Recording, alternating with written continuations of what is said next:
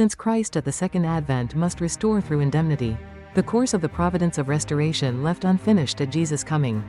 He may have to follow a similar course. Jesus encountered disbelief among the Jewish people, and had to walk a course of bitter suffering. Likewise, if Christians, the second Israel, reject Christ at the second advent, he will have to go through tribulations comparable to those Jesus suffered. He will have to repeat Jesus' painful course and restore it through indemnity, but this time during his earthly life. For this reason, Jesus said, but first, he must suffer many things and be rejected by this generation. 224. At the first coming, Jesus at the end had to forsake the first Israel, which had been called for his sake, and elect the Christians as the second Israel to commence the new spiritual providence.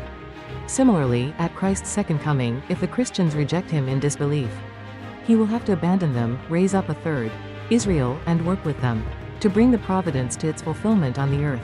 If the Lord's forerunners, who are entrusted with missions like that of John the Baptist, do not complete their responsibilities, then he will have to lower himself to assume the role of John the Baptist and establish the foundation of faith for the substantial course in the third worldwide course to restore Canaan.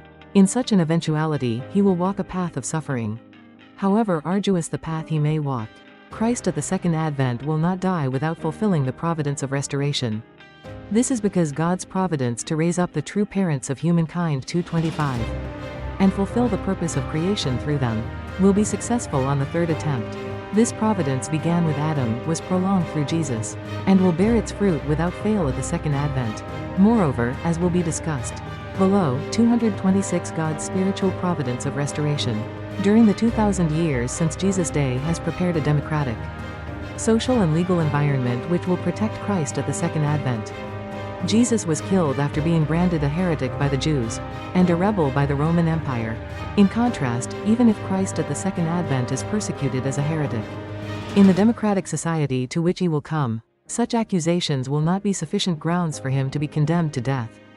Therefore, no matter how bitter his tribulations may be, Christ at the second advent will be able to lay the foundation of faith on the earth. Standing upon it, he will gather disciples of indomitable faith. He will guide these followers to fulfill the indemnity condition to remove the fallen nature and establish the foundation of substance. The foundation for the Messiah for the substantial course in the third worldwide course will be established without fail. When Moses was the central figure in the third national course to restore Canaan, God worked the dispensation to start based on the rock. When Joshua was the central figure,